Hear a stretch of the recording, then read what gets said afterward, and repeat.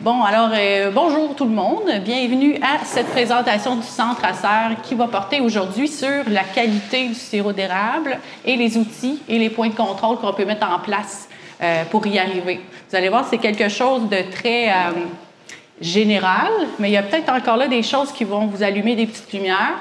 Puis comme on est un petit groupe, bien, je vais me permettre de prendre des questions pendant la présentation.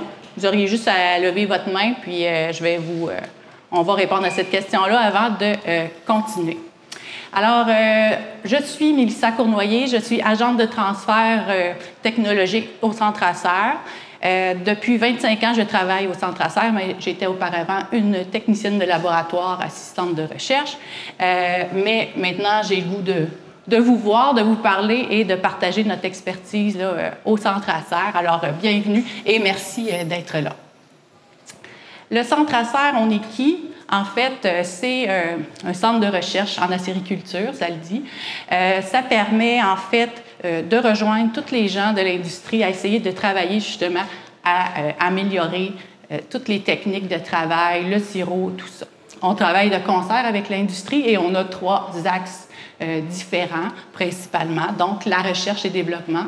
Recherche et développement, bien là, on va aller analyser le produit en tant que tel, le sirop, mieux le comprendre. On va aussi analyser les techniques, les procédés. Qu'est-ce que ça fait sur le sirop? Qu'est-ce que ça change? Est-ce que ça change quelque chose qui ne serait pas supposé d'être changé? Est-ce que ça améliore? Est-ce que c'est pire? Et on va s'aider pour ça du laboratoire d'analyse. Le laboratoire d'analyse, on a vraiment des appareils ultra sophistiqués, donc on peut aller regarder la composition de toutes sortes de choses et voir justement si ces procédés-là changent la composition. Le laboratoire aussi peut être utilisé par des gens externes au Centre Acer parce que justement, l'appareillage est assez sophistiqué, donc il y a des gens qui peuvent nous demander, nous mandater de faire certaines analyses pour eux. Donc, ça vient compléter là, notre offre de service. Une fois qu'on a fait des belles découvertes comme ça, bien, il ne faut pas que ça reste à la tablette. Alors, qu'est-ce qu'on fait, nous, au Centre Acer? Bien, on va aller rejoindre directement le producteur ou l'équipementier ou le conseiller. Comment? Bien, par des guides, des manuels, des fiches, des conférences, des formations. On a vraiment une belle offre de formation. Vous pourrez venir nous voir tantôt à mon kiosque. J'ai toute la liste, puis ça va me faire plaisir là, de vous les expliquer. Alors, la qualité. La qualité, c'est un gros mot, mais peu importe si c'est le sirop d'érable ou un produit ou un service, peu importe ce que c'est, bien, en fait, c'est souvent la même chose ou à peu près. Premièrement, il faut que ça soit sécuritaire pour le consommateur. Il faut que ça réponde à ses besoins également. Mais ça doit aussi répondre à des lois et règlements. C'est encadré par les lois, par les règlements. C'est qui produit ça, ces services-là, qui les offre? Bien, c'est une entreprise. Cette entreprise-là, qu'est-ce qu'elle veut faire? Bien entendu, elle veut faire du profit. Comment on fait le profit? Bien, souvent, on va aller améliorer les techniques de travail. Donc, la qualité, là, ça a l'air compliqué comme ça, mais ça se résume souvent à ça, peu importe ce que c'est. Pour le sirop d'érable, maintenant, parce que c'est un beau produit, mais qu'est-ce qu'on va parler aujourd'hui? On va parler des critères qui sont attendus. À quoi on s'attend le sirop d'érable, selon certaines lois et règlements, selon plein de choses. Au niveau de l'exploitation, qu'est-ce qu'on contrôle, qu'est-ce qu'on mesure, comment on ajuste les choses. On va aussi identifier les outils que vous pouvez utiliser pour avoir un sirop d'érable de qualité. Et comprendre aussi qu'il y a des avantages à viser la qualité. C'est du travail, viser la qualité, sauf que ça vient avec un certain nombre d'avantages et c'est souvent ça qui va vous intéresser, justement. Alors, la qualité du sirop d'érable, c'est qui crée ça, la qualité du sirop d'érable, vous pensez? Est-ce que c'est vous? Est-ce que c'est le transformateur? Est-ce que c'est les PPAQ? Est-ce que, je ne sais pas, l'embouteilleur, le fournisseur? Qui est-ce qui est à la base du sirop d'érable? Le producteur, bien entendu, effectivement. Le producteur, c'est la base du sirop d'érable de qualité parce que on ne se le cachera pas. Si les producteurs font du sirop d'érable qui a un mauvais goût, qui est contaminé, je ne sais pas, qui n'est pas filtré. On livre ça. Est-ce que vous pensez que le transformateur peut faire quelque chose avec ça, puis que le client, le consommateur va faire comme « Wow, le sirop d'érable du Québec, c'est vraiment merveilleux ». Non. Tu sais, faire un beau produit avec une matière première qui n'est pas de qualité, c'est impossible. Fait que ceux qui créent la qualité, bien, c'est vous. Alors, pour faire la qualité, bien, vous devez savoir certaines choses. Donc, vous pouvez vous renseigner sur le fait qu'il faut qu'il soit salubre, donc qui ne cause pas de problème à la personne qui va le consommer. Il faut que vous connaissiez les lois et règlements. Il faut que vous connaissiez c'est quoi du sirop d'érable. C'est quoi que c'est supposé donner à la fin? C'est un liquide blanc qui goûte rien ou c'est un sirop qui a une couleur puis il a des caractéristiques spéciales? Il faut que vous le connaissiez. Votre but à atteindre, c'est quoi? Vous devez aussi être alerte. Hein? On essaie de se renseigner. C'est quoi les nouvelles techniques de production? On peut aller voir le voisin, on peut poser des questions, on peut aller voir un conseiller, on peut parler au centre à serre, on peut se renseigner sur plein de choses pour essayer de s'améliorer. Puis, on peut aussi se former, hein, aller suivre des formations. Puis ça, là-dedans, on peut vraiment vous aider, même s'il y a d'autres organismes aussi qui font des formations. On a vraiment une belle gamme de formations. Donc, je vous redonne la palme. Le producteur, c'est vous qui fournissez vraiment la qualité. Comme par exemple, si je veux faire une tarte aux pommes, si mes pommes sont pourries, plein d'insecticides, puis... je sais pas, ils sont pas avec un goût acide parce que les pommiers n'ont pas été assez arrosés. C'est dur de faire une belle tarte aux pommes qui va plaire à mon client. Donc, c'est vraiment vous. Puis, le travail, il vaut la peine d'être fait parce que vous faites la renommée du produit. Hein, ce qui est embouteillé, c'est une partie, quelque part. Votre sirop, il est peut-être parti en Europe, il est peut-être parti aux États-Unis. Vous ne savez pas, mais il est allé quelque part représenter l'ensemble des producteurs, même s'il a été mélangé. Alors, le sirop d'érable, il doit répondre à certains critères, bien entendu, de salubrité et de performance. La salubrité, c'est vraiment ne pas rendre le consommateur malade ou ne pas lui porter préjudice. Pour ça, il faut maîtriser les dangers qui sont physiques, qui sont chimiques et qui sont biologiques. On va revenir là-dessus tantôt. Et il faut qu'il respecte certains critères sensoriels, de qualité ou nutritionnels et tout ça. Donc, ça vient avec une fiche, le sirop d'érable. Je ne sais pas si vous l'avez déjà vu, la fiche industrielle du sirop d'érable. Ça décrit ce que ça va être. Et bientôt, peut-être même au niveau international, qu'est-ce que c'est supposé être du sirop d'érable? Donc, il faut que vos techniques de production permettent de rencontrer ces critères-là.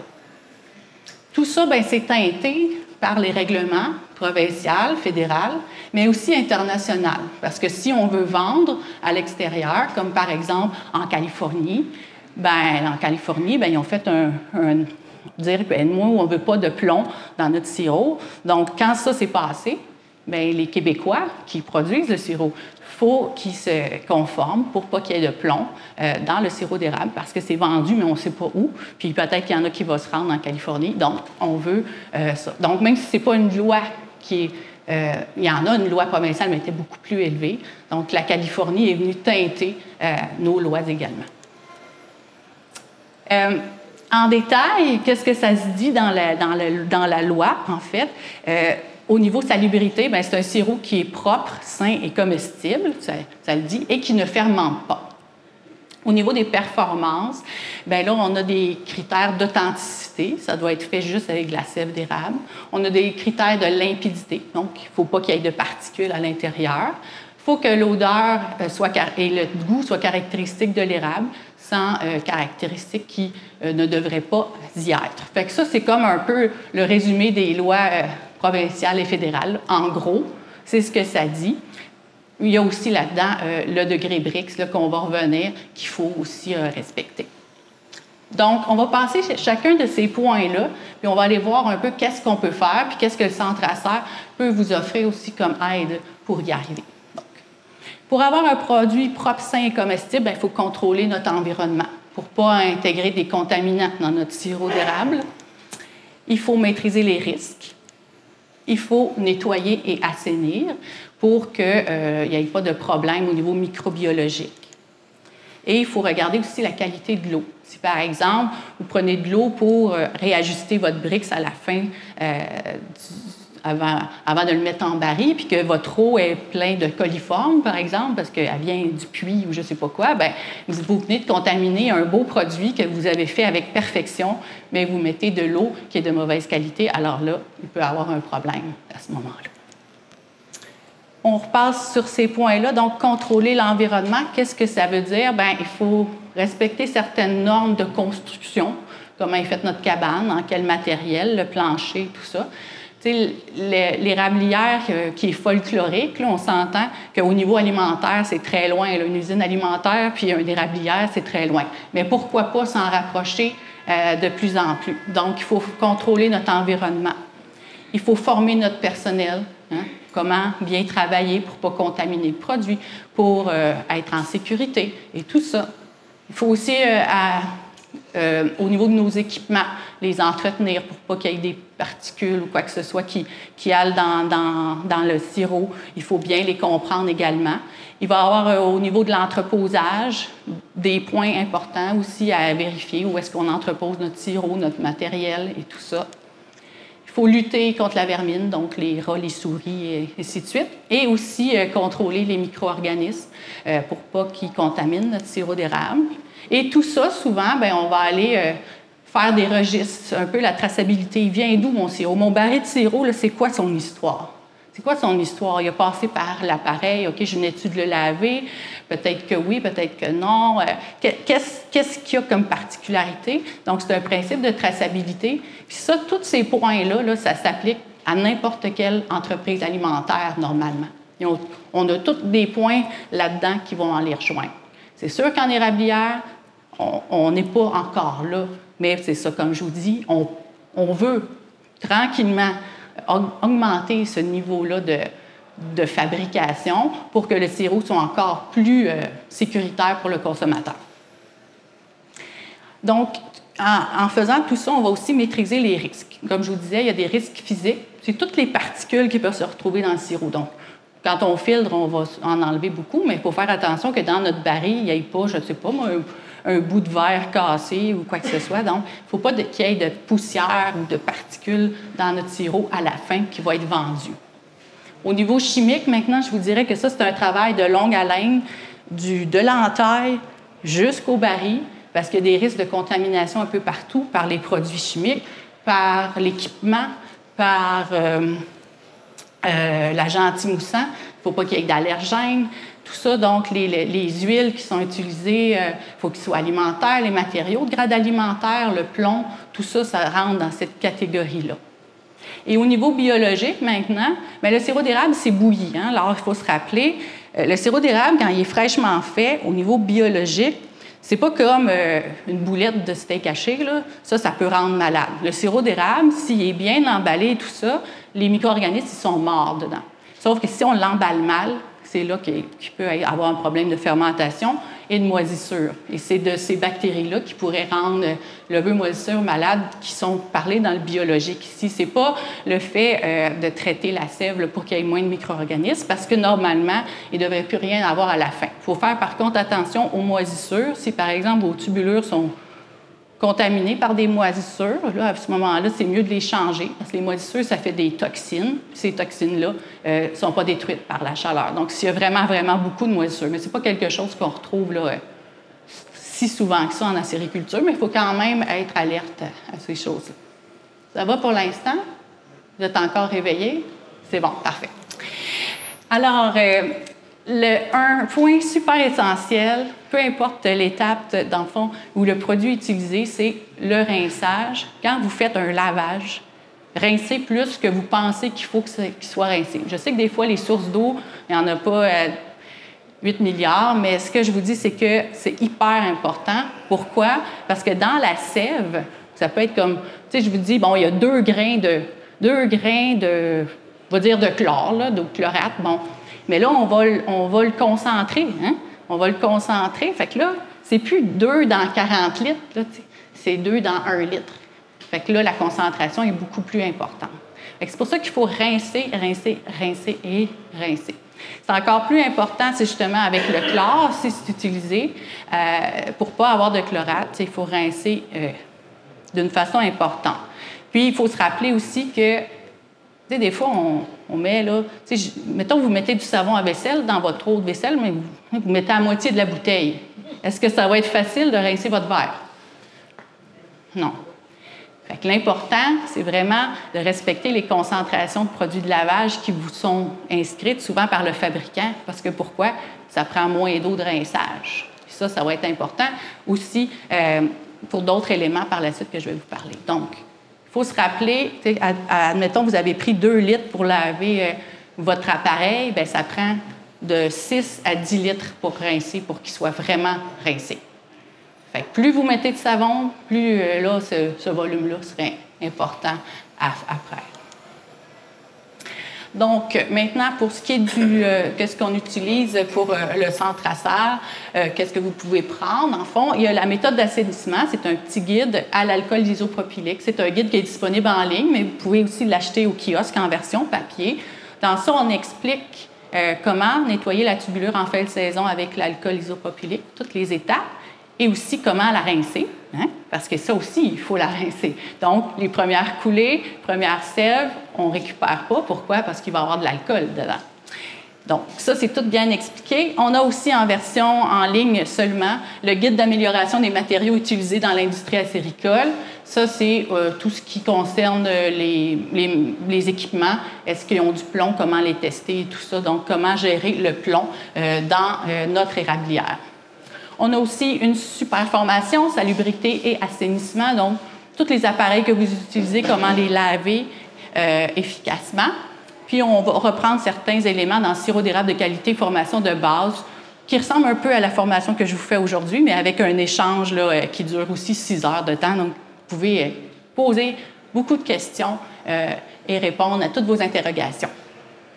En ligne, encore là, vous pouvez revoir une formation, une conférence des journées acéricoles, comment bien assainir pour une sève de qualité, que M. Luc Lagacé a présenté l'an dernier, qui est assis dans la salle, qui est notre directeur là, de recherche et transfert. Et on a aussi les exigences à l'exportation, une conférence sur les chlorates, qui va vous renseigner justement un peu plus en détail sur ça, là, avec les produits chlorés, l'eau de Javel, ainsi de suite. Autre élément maintenant qui font partie de la salubrité, c'est un sirop qui ne fermente pas. On ne veut pas qu'il soit fermenté. Comment est-ce qu'on fait ça? Bien, on doit ajuster le Brix, idéalement entre 66 et 67, même si on peut être plus élevé, mais là, à ce moment-là, vous savez qu'il y a quelques petits ajustements là, au niveau monétaire, mais ce qu'on veut, c'est qu'il soit entre 66 et 67, parce qu'en bas de ça, il y a des risques de fermentation. On doit savoir utiliser les équipements de mesure, parce que on a bien beau avoir un réfractomètre, un densimètre, si on ne sait pas comment l'utiliser, il va nous donner une réponse. Est-ce que c'est la bonne? Si c'est écrit 67, mais que votre sirop est à 64, il risque de fermenter. Il faut savoir comment bien emballer. Ça veut dire mettre en baril. Et il faut aussi contrôler l'environnement. Donc, une fois que votre produit il est fini, bien, s'il y a plein de particules de poussière, plein de choses, bien là, il peut recontaminer votre sirop. Donc, il faut faire attention à tout ça. J'ai mis ici un producteur parce que le Brix, c'est à peu près le seul critère dont vous êtes entièrement responsable. Le goût, bien, c'est difficile. La sève, elle est ce qu'elle est, elle est arrivée contaminée pour contaminer. La saison est avancée.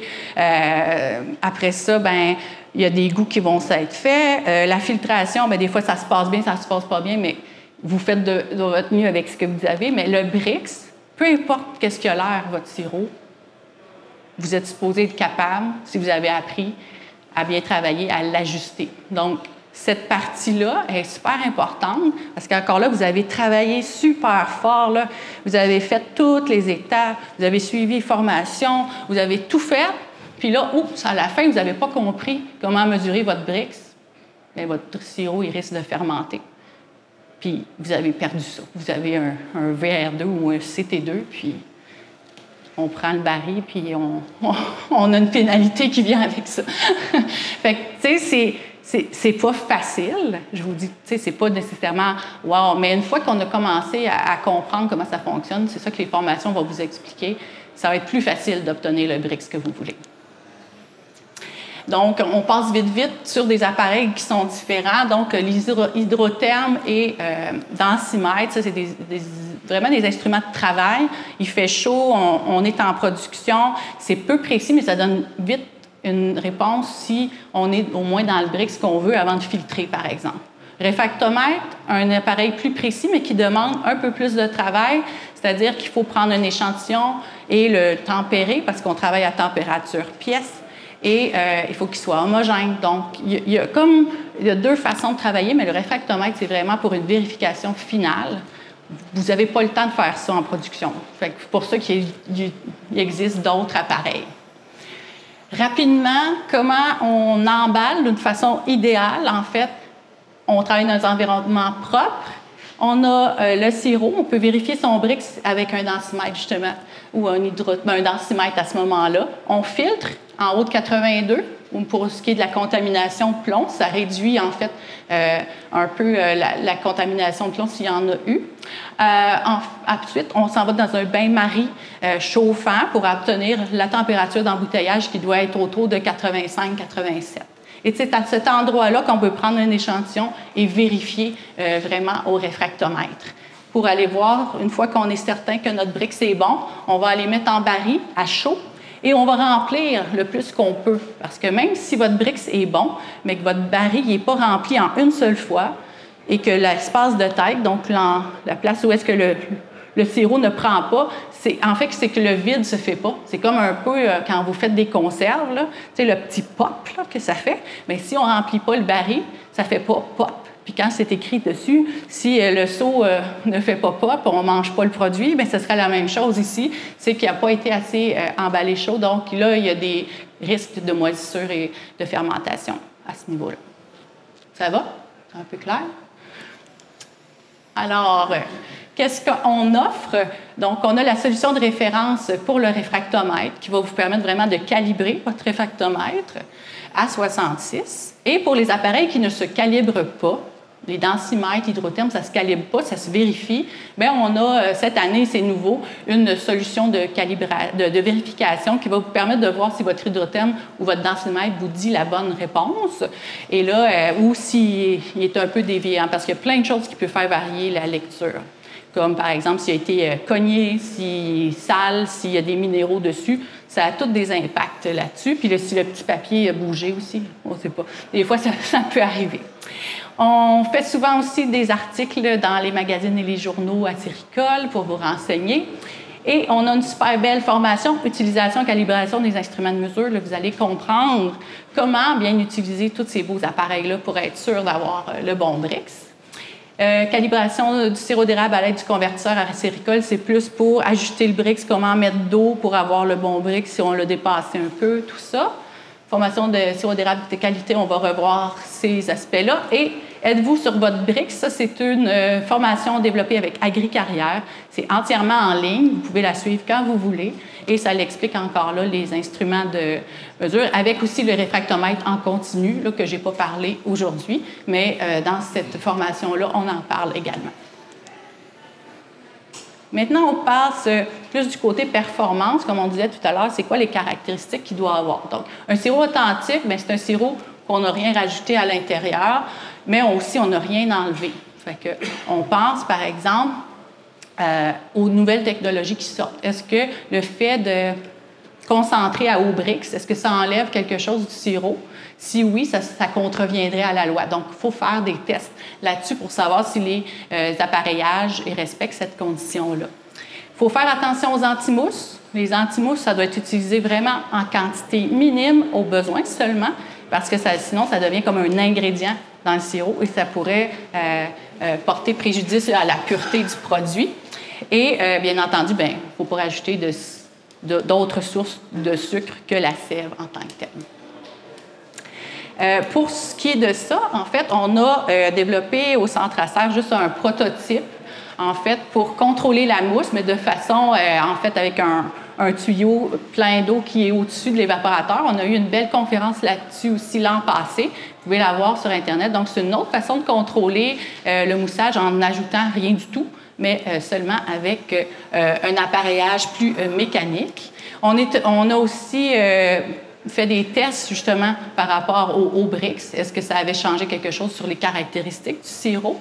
Et on remonte un peu dans le temps, mais on a déjà eu des injecteurs d'air installés en le fond de l'évaporateur. Est-ce que ça avait changé des choses sur le sirop? Et effectivement, ça oxydait certains composés. Donc, ça contrevenait un peu à la composition qui n'était plus aussi pure qu'elle ne devrait. Alors, on avait fait des recommandations à ce sujet-là. Maintenant, au niveau de oh oui, excusez-moi. Si les injecteurs d'air sont illégaux, ce n'est pas illégal, mais ce n'est pas recommandé. Alors, maintenant, au niveau de la limpidité, donc, c'est le sirop qui est à filtrer. Donc, les paramètres de la production vont jouer sur la couleur, bien entendu. La filtration, c'est le point important pour la limpidité. On doit vérifier qu'elle est bien faite. Donc, je ne sais pas si vous voyez bien mes deux petites cuvettes de sirop. Donc, on voit que dans celle de gauche, c'est un sirop qui est très bien filtré, donc on voit bien au travers. Dans celle de droite, la même petite ligne noire, on ne la voit plus du tout. Bien, l'appareil qui sert à mesurer votre couleur, si votre rapport de classement, votre couleur 24 ou 75, bien, lui, c'est comme un œil un peu. Est-ce qu'il voit bien du côté droit? Il ne voit pas très bien. Donc, votre valeur de transmittance, de couleur, va être beaucoup plus faible, même si visuellement, on voit que c'est un sirop pâle, lui. Mais celui-là, il pourrait avoir une lecture parce que l'appareil, il doit mesurer s'il voit bien au travers. Bien, il va vous donner peut-être un 30 alors que le sirop il est plus autour de 75 Fait que ça a un impact économique que de moins bon de ne pas filtrer votre sirop comme il faut. Pour ce qui est la limpidité aussi, il faut respecter les conditions d'emballage parce que ça peut jouer, en fait, la cristallisation peut jouer si votre sirop d'érable est plus concentré en sucre. Ça pourrait faire de la cristallisation qui fait des particules qui jouent encore là sur la lecture de transmittance. Pour vérifier votre couleur, bien, on a le comparateur de couleur, donc les petites bouteilles que vous êtes habitués de voir. Ça fait partie comme du folklore, justement. Puis, on a aussi sorti une petite plaquette en plastique qui va faire à peu près le même travail avec des bouteilles. Comme ça, vous allez pouvoir comparer rapidement votre sirop pour trouver environ sa catégorie de couleur. On va encore là apprendre à utiliser ces appareils-là par la formation, utilisation, calibration des instruments de mesure et aussi d'ajuster la couleur avant la mise en baril. Il y a peu de gens qui font ça maintenant, mais ça peut arriver. Oui, j'ai une question. Aujourd'hui, il y a des petits kits pour trouver la luminosité qu'on voit, là, que c'est un petit kit. Oui, ben, en fait, ça fonctionne très... En fait, là, ça va vous donner un chiffre qui va ressembler à ce que vous allez avoir sur le rapport de classement.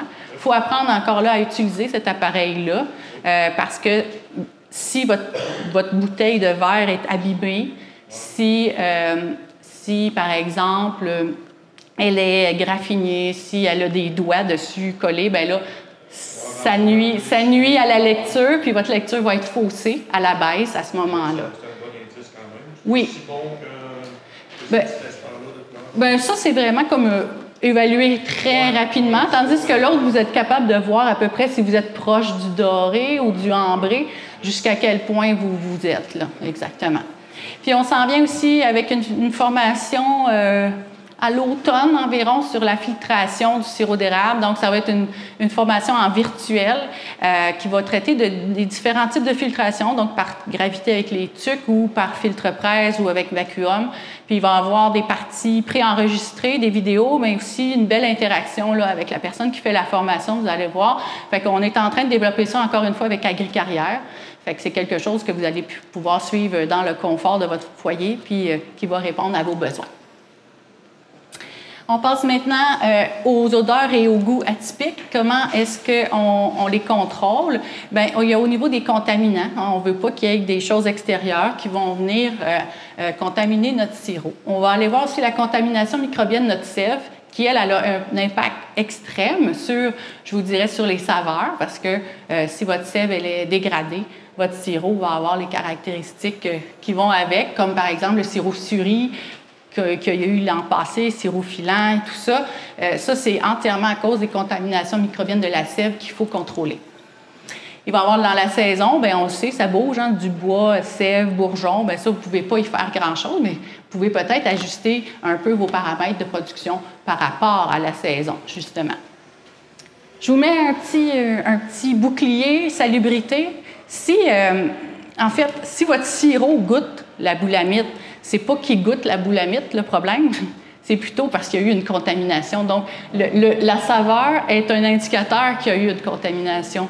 Donc, c'est là qu'il faut travailler. C'est pas tant d'avoir le goût de boulamite qui est là, mais de où il vient, ça veut dire qu'il y a eu une mauvaise manipulation quelque part, puis c'est là qu'il faut travailler, puis c'est là qu'il faut déterminer de où ça peut venir.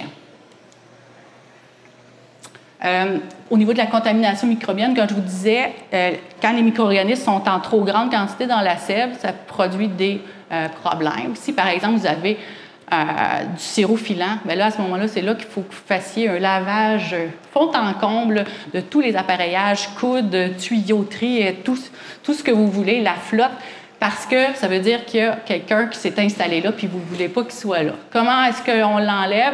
Bien, il faut respecter le tact. Alors, la température de lavage va être importante, puis le rinçage, en fait, aussi. Le rinçage, plus il est chaud, plus il va être efficace pour déloger là, les micro-organismes. Ça prend une action mécanique, donc on frotte. Ça prend aussi qu'on respecte la concentration du produit à utiliser, donc les recommandations du manufacturier et pas en trop grande quantité, comme on le disait tout à l'heure, parce que ça va jouer sur la quantité de rinçage et le temps qu'on doit laisser le produit agir. Je reviens sur l'action mécanique. Très important, il faut frotter. Pourquoi il faut frotter? Est-ce que vous avez déjà essayé de laver une assiette sans passer une guenille, bien pas une guenille, mais votre linge à vaisselle dedans? Ça ne marche pas. Mais dans le lave-vaisselle, ça fonctionne parce qu'il y a une pression.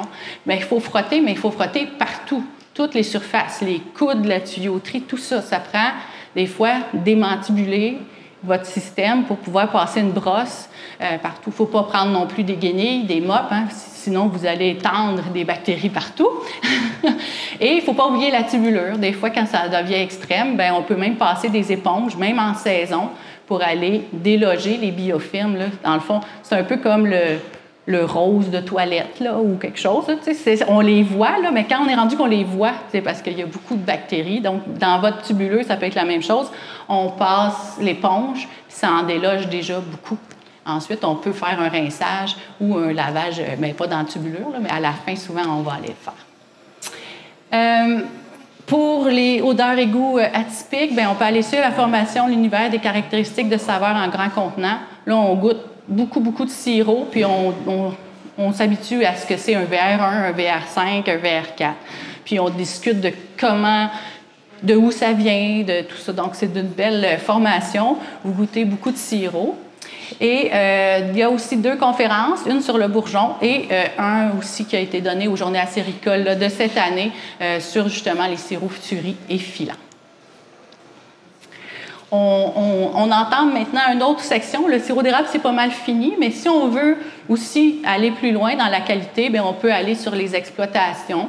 Dans le fond, comment est-ce qu'on gère notre entreprise? Donc, on peut aller voir les lois justement de construction de tout ça, les certifications, donc bio, cachère et ainsi de suite.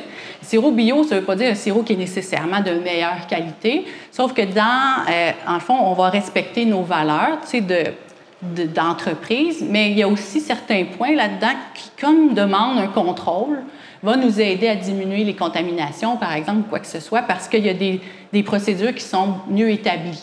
Fait que c'est un peu ça qu'on va diminuer les risques à certains endroits. Au niveau des performances, maintenant, on va aller penser à nos arbres. Hein, on veut qu'ils produisent longtemps. On va aménager la forêt. On va gérer notre production le mieux possible pour avoir le plus de profit possible. Donc, au niveau des installations, bien, on va respecter justement les normes de construction.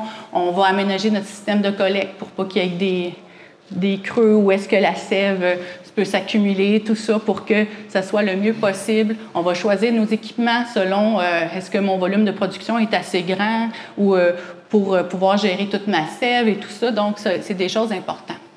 À cela s'ajoute, dans le fond, un infofiche qui vient tout juste de sortir, justement, cette semaine, qui va vous parler du REFI.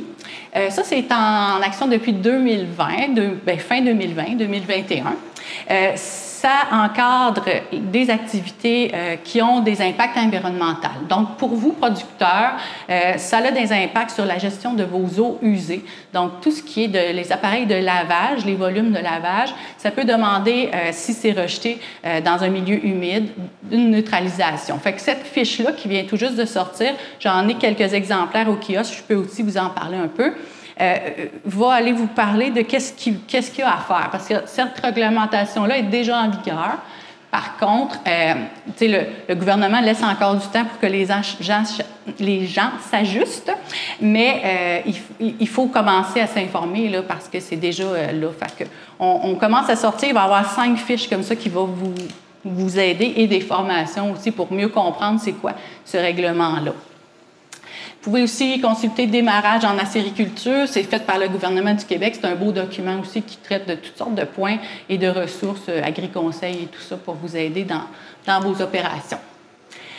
Pour faire du sirop, ça prend aussi des érables en santé, donc respecter les normes d'entaillage, faire un plan d'aménagement forestier, savoir si nos arbres sont en santé. On a un beau guide là-dessus qui vient avec une évaluation.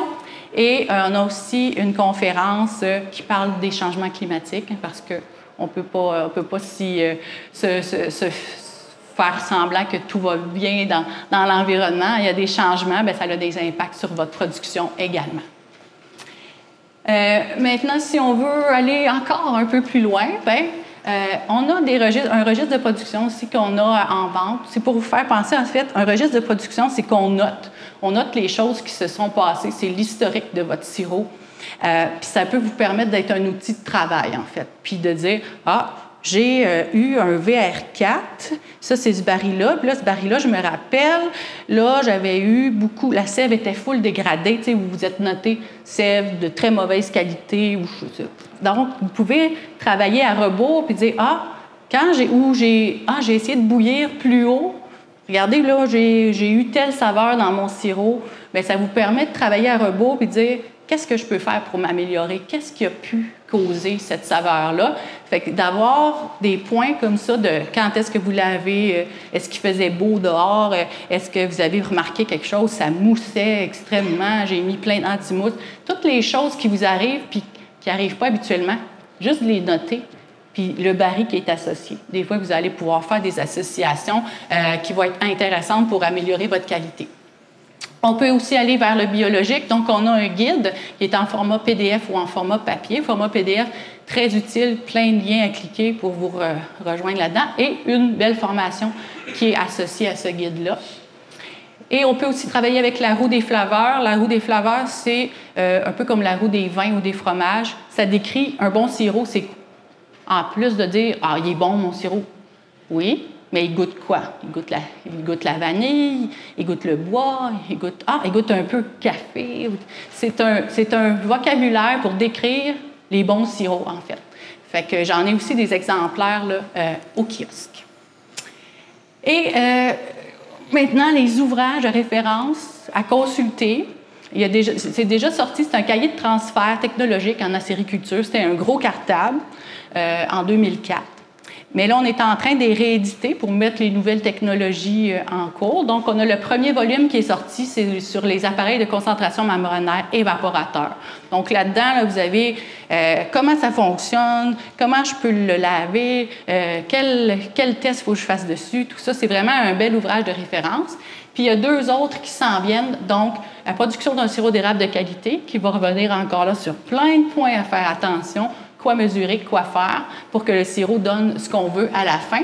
Et le 3e volume, c'est infrastructure de récolte et équipement de récolte, donc tout l'aménagement de la cabane, du système de collecte et tout ça. Encore là, de la théorie, mais aussi en pratique. Donc, ces 2-là, ça s'en vient bientôt encore là, à l'automne.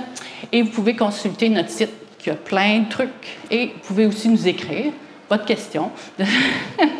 Et souvent, on peut vous répondre. Quand on arrive à la fin, est-ce que vous pensez que ça vaut la peine de faire un sirop d'érable de qualité? Oui. Pourquoi? Premièrement, bien, on rend personne malade, tout est beau, on sait que c'est conforme au niveau de la salubrité. Ça peut faire quoi aussi? Bien, augmenter vos profits, tu sais. Ça peut aussi, par l'aménagement de l'érablière, votre système de production, améliorer votre rendement, ce qui va aussi augmenter les profits aussi. Donc, avec la même sève ou la même façon, bien, juste les mêmes arbres, mais juste le fait que, vous avez géré vos fuites, vous avez aménagé ça de telle façon, bien, vos mêmes arbres vont vous donner plus de sirop à la fin. On peut aussi, comme je vous disais, une petite parcelle de votre sirop se retrouve partout, fait que vous pouvez être fiers. J'ai fait du sirop de qualité et justement, ça se retrouve partout à l'international. Oups, excusez-moi, ça, c'est pas bon pour Monsieur Leçon.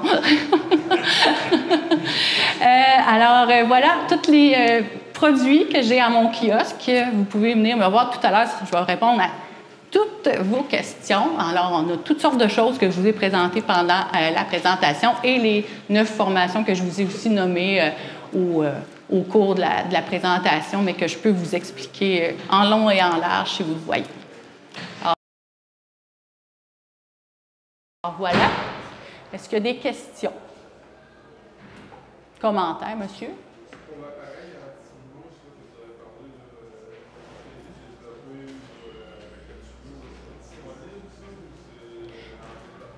de oui, en fait, c'est ça, l'appareil d'anti-mousse qu'on a travaillé dessus, qui permet, là, avec juste des tubulures, tout ça, contrôler la mousse.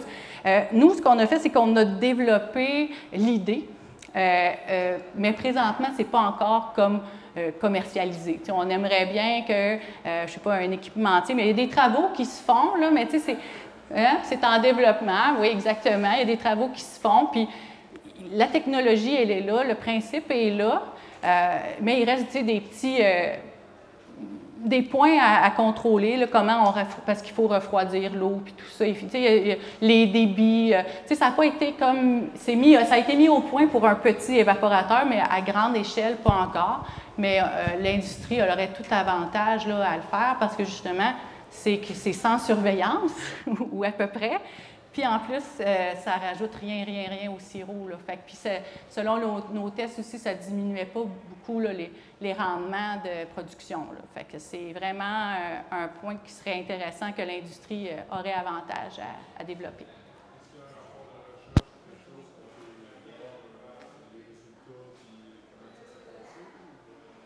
En fait, pour voir les résultats de recherche de ce travail-là, principalement, je vous dirais que c'est la conférence. Vous pouvez dire alternative aux antimousses là, sur Internet.